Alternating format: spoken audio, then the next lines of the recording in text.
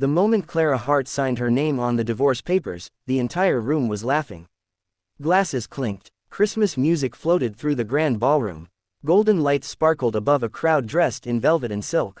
No one noticed the quiet woman standing near the marble fireplace, trembling as she pressed a pen to paper and ended her marriage. No one cared, and no one knew who she really was. Clara had never liked big parties. She preferred simple things, warm tea, old books, rainy evenings. But her husband, Daniel Reed, lived for attention. He worked as a rising executive at a luxury hotel chain, and tonight's Christmas party was the biggest event of the year. "Smile, Clara," Daniel had whispered earlier that evening, adjusting his tie. "Try not to look so miserable. This is important for my career." She had forced a smile then, just like she always did. To everyone at the company, Clara was simply Daniel's shy wife.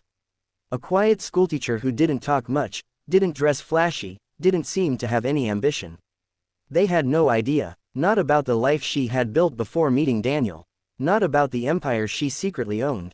5 years earlier, Clara Hart had been one of the youngest self-made billionaires in the country. She had built a global educational technology company from her tiny apartment, creating platforms that helped millions of underprivileged children learn online. Investors admired her brilliance. Magazines called her a genius. But she hated the spotlight, the attention, the greed, the fake friendships. So when her company went public and made her richer than she had ever imagined, Clara quietly stepped away. She appointed a CEO to run daily operations and disappeared from public life. That was when she met Daniel. He didn't know who she was. And that was exactly why she fell in love with him. With Daniel, she felt normal. Or at least, she thought she did. The problems started slowly. Little comments at first. "You don't really contribute much financially," Daniel would joke, even though Clara secretly paid most of their bills. "You should try to be more social. My colleagues think you're boring. I need a wife who supports my ambitions." Clara stayed quiet. She didn't want him to love her for her money. She wanted him to love her for who she was. But over time, it became clear, Daniel didn't truly love her at all. He loved what he thought she could be. And when a glamorous new coworker named Vanessa started showing interest in him, Daniel stopped pretending. The divorce papers had arrived a week before Christmas. Daniel hadn't even looked guilty. "I've changed, Clara," he said coldly. "I need someone more exciting. Someone on my level." The words shattered her heart. 5 years of marriage, 5 years of loyalty, and this was how it ended. He insisted she sign the papers at the company Christmas party so everything would be clean and quick. And because Clara hated confrontation, she agreed. Now she stood there, pen in hand, tears sliding down her cheeks as she wrote her name. Daniel took the papers without emotion. "Good," he said, "now we can both move on."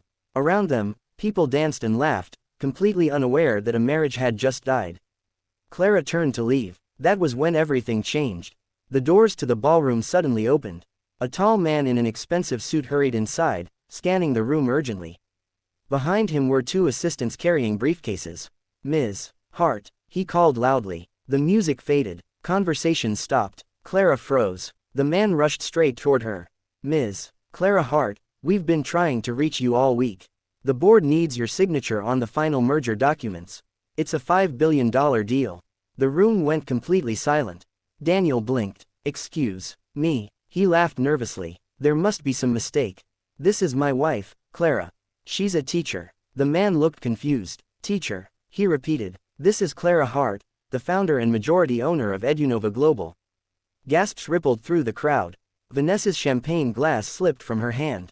Daniel turned pale. What is he talking about, Clara?" She wiped her tears slowly. "I never told you," she said softly. "Because I wanted you to love me, not my money." Whispers exploded around the room. "A billionaire? She owns Edunova. No way." Daniel suddenly grabbed her arm. "Clara, wait, why didn't you tell me? We can talk about this. We don't have to divorce."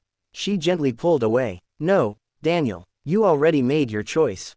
That night, Clara walked out of the Christmas party not as a broken wife, but as a woman finally free. The next morning, she signed the merger deal and donated a large portion of the profits to fund schools around the world. Daniel tried to call her dozens of times. She never answered. Instead, Clara returned to the life she had once abandoned, not as a lonely billionaire, but as someone who finally understood her worth. Months later, she met someone new. A kind man who admired her intelligence, her heart, and her passion, long before he ever learned about her fortune. In this time, love didn't come with conditions.